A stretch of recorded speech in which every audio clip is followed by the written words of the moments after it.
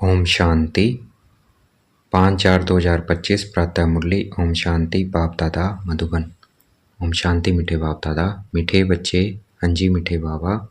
तुम्हें अपने नाम रूप की बीमारी से बचना है, उल्टा खाता नहीं बनाना है, एक बाप की याद में रहना है। प्रश्न है, भाग्यवान बच्चे किस मुख्य पुरुषार्थ से अपना भाग्य बना देते हैं? उत्तर, भाग्यवान बच्चे सबको सुख देने का पुरुषार्थ करते हैं। मनसा वाचा कर्मणा कोई को दुख नहीं देते हैं। शीतल होकर चलते हैं तो भाग्य बनता जाता है। तुम्हारी यह स्टूडेंट लाइफ है, तुम्हें अब गुटखे नहीं खाने हैं, अपार खुशी में रहना है। गीत है, तुम ही हो माता पिता। ओम शांति। सभी बच्चे मुरली सुनते हैं, जहाँ भी मुरली जाती है सब जानते हैं कि जिसकी महिमा गाई जाती है वह कोई साकार नहीं है, निराकार की महिमा है। निराकार साकार द्वारा अभी सम्मुख मुरली सुना रहे हैं, ऐसे भी कहेंगे अभी हम आत्मा उन्हें देख रहे हैं। आत्मा बहुत सूक्ष्म है, इन आंखों से देखने में नहीं आती। भक्ति मार्ग में भी जानते हैं कि हम आत्मा सूक्ष्म है, परंतु पूरा रहस्य बुद्धि में नहीं है कि आत्मा है क्या। परमात्मा को याद करते हैं, परंतु वह क्या है यह दुनिया नहीं जानती है, तुम भी नहीं जानते थे। अभी तुम बच्चों को ये निश्चय है कि यह कोई लौकिक टीचर व संबंधी भी नहीं। जैसे सृष्टि में और मनुष्य है, वैसे यह दादा भी था। तुम जब महिमा गाते थे, तुम्हें माता पिता, तो समझते थे ऊपर में है। अभी बाप कहते हैं मैंने इसमें प्रवेश किया है, मैं वही इसमें हूँ। आगे तो बहुत प्रेम से महिमा गाते थे, डर भी रखते थे। अभी तो वहाँ यहाँ इस शरीर में आए हैं, जो निराकार था वह अब साकार में आ गया है। वह बैठ बच्चों को सिखलाते हैं, दुनिया नहीं जानती है कि वह क्या सिखलाते हैं। वह तो गीता का भगवान श्री कृष्ण समझते हैं, कह देते हैं वह राजयोग सिखलाते हैं। अच्छा, बाकी बाप क्या करते हैं? बल गाते थे तुम माता पिता, परंतु उनसे क्या है, कब मिलता है, यह कुछ नहीं जानते। गीता सुनते थे तो समझते थे श्री कृष्ण द्वारा राजयोग सीखा था, फिर वह कब आकर सिखलाएंगे वह भी ध्यान में आता होगा। इस समय यह वही महाभारत लड़ाई है, तो जरूर श्री कृष्ण का समय होगा, जरूर वही हिस्ट्री ज्योग्राफी रिपीट होनी चाहिए। दिन प्रतिदिन समझते जाएंगे, जरूर गीता का भगवान होना चाहिए। बरोबर महाभारत लड़ाई भी देखने में आती है। जरूर इस दुनिया का अंत होगा। दिखाते हैं पांडव पहाड़ पर चले गए, तो उनकी बुद्धि में यह आता होगा बरोबर विनाश तो सामने खड़ा है। अब श्री कृष्ण है कहाँ, ढूंढते रहेंगे। जब तक तुमसे सुने कि गीता का भगवान श्री कृष्ण नहीं शिव है, तुम्हारी बुद्धि में तो यह बात पक्की है, यह तुम कभी भूल नहीं सकते। कोई को भी तुम समझा सकते हो गीता का भगवान श्री कृष्ण नहीं शिव है। दुनिया में तो कोई भी नहीं कहेगा सिवाय तुम बच्चों के। अब गीता का भगवान राजयोग सिखलाते थे, तो जरूर इससे सिद्ध होता है नर से नारायण बनाते थे। तुम बच्चे जानते हो भगवान हमको पढ़ाते हैं, बरोबर नर से नारायण बनाते हैं। इन लक्ष्मी नारायण का स्वर्ग में राज्य था ना, अभी तो वह स्वर्ग भी नहीं है, तो नारायण भी नहीं है, देवताएं भी नहीं है, चित्र हैं जिससे समझते हैं यह होकर गए हैं। अभी तुम समझते हो इन्हों को कितने वर्ष हुए हैं, तुमको पक्का मालूम है आज से 5000 वर्ष पहले इन्हों का राज्य था। अभी तो है अंत, लड़ाई भी सामने खड़ी है। जानते हो बाप हमको पढ़ा रहे हैं, सभी सेंटर्स में पढ़ते भी हैं तो पढ़ाते भी हैं। पढ़ाने की युक्ति बड़ी अच्छी है, चित्रों द्वारा समझानी अच्छी मिल सकेगी। मुख्य बात है गीता का भगवान शिव व श्री कृष्ण। फर्क तो बहुत है ना, सदगति दाता, स्वर्ग की स्थापना करने वाला, अथवा आदि सनातन देवी देवता धर्म की फिर से स्थापना करने वाला शिव या श्री कृष्ण। मुख्य है ही तीन बातों का फैसला। इस पर ही बाबा जोर देते हैं। भल ओपिनियन लिख कर देते हैं कि यह बहुत अच्छा है, परंतु इससे कुछ भी फायदा नहीं है। तुम्हारी जो मुख्य बात है उस पर जोर देना है, तुम्हारी जीत भी है इसमें। तुम सिद्ध कर बतलाते हो भगवान एक होता है। ऐसे नहीं कि गीता सुनाने वाले भी भगवान हो गए। भगवान ने इस राजयोग और ज्ञान द्वारा देवी देवता धर्म की स्थापना की। बाबा समझाते हैं बच्चों पर माया का वार होता रहता है। अभी तक कर्मातीत अवस्था को कोई ने पाया नहीं है। पुरुषार्थ करते करते अंत में तुम एक बाबा की याद में सदैव वर्षित रहेंगे। कोई मुरझाइश नहीं आएगी। अभी तो सिर पर पापों का बोझा बहुत है, वह याद से ही उतरेगा। पाप ने पुरुषार्थ की युक्तियां बतलाई है, याद से ही पाप कटते हैं। बहुत बुद्धू है जो याद में न रहने के कारण फिर नाम रूप आदि में फंस पड़ते हैं। हर्षित मुख हो, किसी को ज्ञान समझाएं वह भी मुश्किल है। आज किसी को समझाया, कल फिर गुटखा आने से खुशी गुम हो जाती है। समझाना चाहिए, माया का वार होता है, इसलिए पुरुषार्थ कर बाबा को पाप को याद करना है, बाकी रोना पीटना व बेहाल नहीं होना है। समझना चाहिए,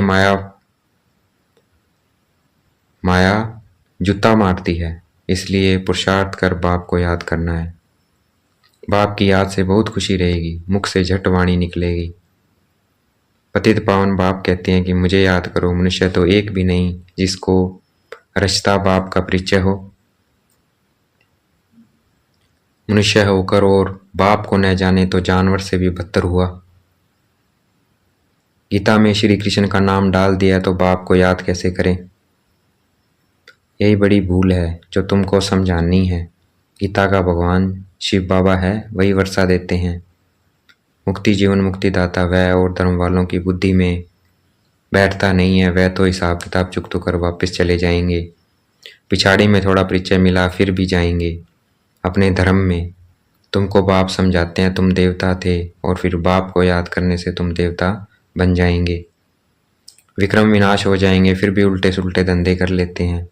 बाबा को लिखते हैं, आज हमारी अवस्था मुरझाई हुई है, बाप को याद नहीं किया।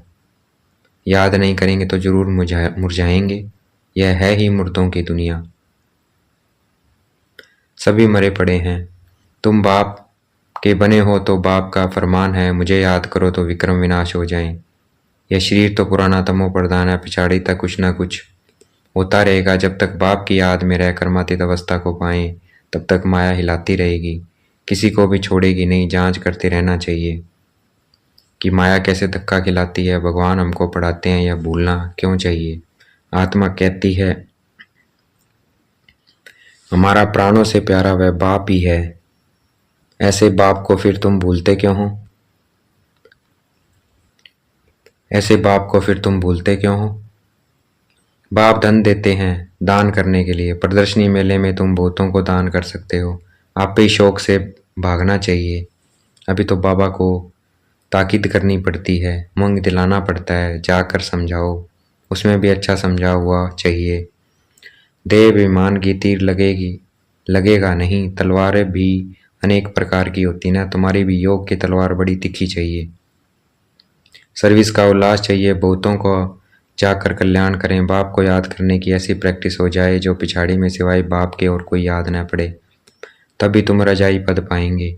अंतकाल जो अल्फ को सिमरे और फिर नारायण को सिमरे। बाप और नारायण ही याद करना है, परंतु माया कम नहीं है। कच्चे तो एकदम ढेर हो पड़ते हैं।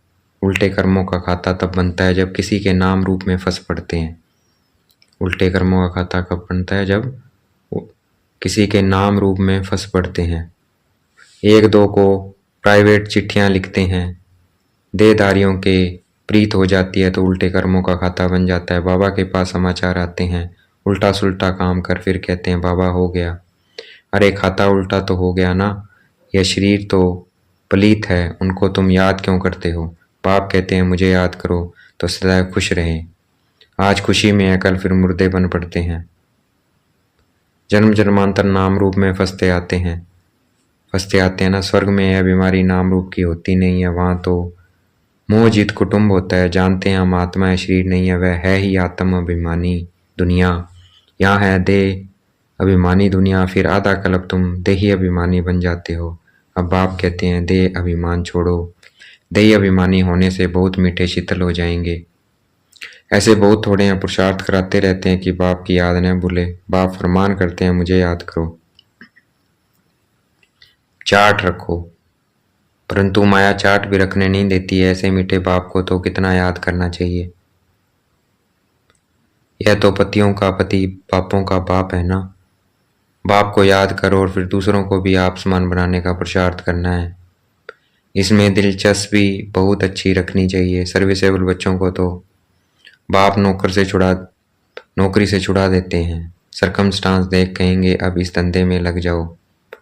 एम ऑब्जेक्ट तो सामने खड़ी है। भक्ति मार्ग में भी चित्रों के आगे याद में बैठते हैं ना। तुमको तो सिर्फ आत्मा समझ परमात्मा बाप को याद करना है। विचित्र बन विचित्र बाप को याद करना है। यह मेहनत है। विश्व का मालिक बनना है, कोई मासी का घर नहीं है। बाप कहते हैं मैं विश्व का मालिक नहीं बनता हूँ, तुमको बनाता हूँ। कितना माथा मारना पड़ता है। सपूत बच्चों को तो आप ही होना लगा रहेगा। छुट्टी लेकर भी सर्विस में लग जाना चाहिए। कई बच्चों को बंधन भी है, मोह भी रहता है। बाप कहते हैं तुम्हारी सब बीमारियां बाहर निकलेगी। तुम बाप को याद करते रहो। माया तुमको हटाने की कोशिश करती है। याद ही मुख्य है। रचना और रचना के आदिमत्य अंत का ज्ञान मिला, बाकी और क्या चाहिए। भाग्यवान बच्चे सबको सुख देने का पुरुषार्थ करते हैं। मनसा वाचा कर्मणा, किसी को दुख नहीं देते हैं। शीतल होकर चलते हैं तो भाग्य बनता जाता है। अगर कोई नहीं समझते हैं तो समझा जाता है। इनके भाग्य में नहीं है, जिनके भाग्य में है वह अच्छी रीति सुनते हैं, अनुभव भी सुनाते हैं ना। क्या क्या करते थे। अब मालूम पड़ा है जो कुछ किया उससे दुर्गति ही हुई है। दुर्गति को तब पाएं जब बाप को याद करें। बहुत मुश्किल, कोई घंटा आधा घंटा याद करते होंगे, नहीं तो गुटखा खाते रहते हैं। बाप कहते हैं आधा कल्प गुटखा खाया पाप मिला है। स्टूडेंट लाइफ है तो खुशी होनी चाहिए ना, परंतु बाप को घड़ी घड़ी भूल जाते हैं। बाप कहते हैं तुम कर्मयोगी हो, वह धंधा आदि तो करना ही है। नींद भी कम करना अच्छा है। याद से कमाई होगी, खुशी भी रहेगी। याद में बैठना जरूर है। दिन में तो फुर्सत नहीं मिलती है, इसलिए रात को समय निकालना चाहिए। याद से बहुत खुशी रहेगी। किसी को बंधन है तो कह सकते हैं हमको तो बाप से वर्षा लेना है। इसमें कोई रोक नहीं सकता है। सिर्फ गवर्नमेंट को जाए समझाओ कि विनाश सामने खड़ा है। बाप कहते हैं मुझे याद करो तो विक्रम विनाश होंगे। और यह अंतिम जन्म तो पवित्र रहना है, इसलिए हम पवित्र बनते हैं। परंतु कहेंगे हम जिनको ज्ञान की मस्ती होगी, परंतु कहेंगे वह जिनको ज्ञान की मस्ती होगी। ऐसे नहीं कि यहाँ आकर फिर देहधारी को याद करते रहें। देह अभिमान में आकर लड़ना झगड़ना जैसे क्रोध का भूत हो जाता है। बाबा क्रोध करने वाले की तरफ कभी देखते भी नहीं है। सर्विस करने वाले से प्यार होता है। देह अभिमान की चलन दिखाई पड़ती है। गुलगुल सब बनेंगे जब बाप को याद करेंगे। मूल बात है यह, एक दो को देखते बाप को याद करना है। सर्विस में तो हड्डियां देनी चाहिए। ब्राह्मणों को आपस में एक शीरखंड होना चाहिए। लून पानी नहीं होना चाहिए। समझ न होने के कारण एक दो से नफरत, बाप से भी नफरत लाते रहते हैं। ऐसे क्या पद पाएंगे। तुमको साक्षात्कार होंगे, फिर उस समय समृद्धि आएगी। है हमने गफलत की। बाप फिर कह देते हैं तकदीर में नहीं है तो क्या कर सकते हैं। अच्छा देखेंगे बाप दादा याद प्यार दे रहे हैं। मीठे मीठे से गलते बच्चों प्रति माता पिता बाप दादा का याद प्यार। Good morning. रूहानी बाप की रूहानी बच्चों को नमस्ते। हमें भी याद प्यार देना है। हम रूहानी बच्चों की रूहानी बाप दादा को दिलवा जहाँ शिकवा प्रेम से बेहद का याद प्यार और नमस्ते। धारणा के लिए मुख्य सार, निर्बंधन बनने के लिए ज्ञान की मस्ती हो, देह अभिमान के चलन न हो, आपस में लून पानी होने के संस्कार न हो। देहधारियों से प्यार है तो बंधन मुक्त हो नहीं सकते। कर्मयोगी बनकर रहना है। याद में बैठना जरूर है। आत्माभिमानी मन बहुत मीठा और शीतल बनने का पुरुषार्थ करना है। सर्विस में हड्डियां देनी है। आज का वरदान है, देखेंगे बाप दादा ने मस्तक पे हाथ रखा वरदान दे रहे हैं। श्रीमत से मनमत और जनमत की मिलावट को समाप्त करने वाले सच्चे सब कल्याणी भव। श्रीमत से मनमत और जनमत की मिलावट को समाप्त करने वाले सच्चे सब कल्याणी भव। बाप ने बच्चों को सभी खजाने सब कल्याण और विश्व कल्याण के प्रति दिए हैं, लेकिन उन्हें व्यर्थ तरफ लगाना, एक कल्याण के कार्य में लगाना, श्रीमत में मनमत और जनमत की मिलावट करना, यह अमानत में खयानत है। अब इस खयानत और मिलावट को समाप्त कर रूहानियत और रहम को धारण करो अपने ऊपर और सर्व के ऊपर रहम कर सब कल्याणी बनो। सबको देखो, बाप को देखो, औरों को नहीं देखो। आज का स्लोगन है, सदा हर्षित वही रह सकते हैं जो कहीं भी आकर्षित नहीं होते हैं। सदा हर्षित वही रह सकते हैं जो कहीं भी आकर्षित नहीं होते हैं। अव्यक्त इशारे कंबाइंड रूप की स्मृति से सदा विजयी बनो। बाबा और हम कंबाइंड है, करावन हार बाबा है और करने के निमित्त मैं आत्मा हूँ, इसको कहते हैं असोच अर्थात एक की याद। शुभ चिंतन में रहने वालों को कभी चिंता नहीं होती है।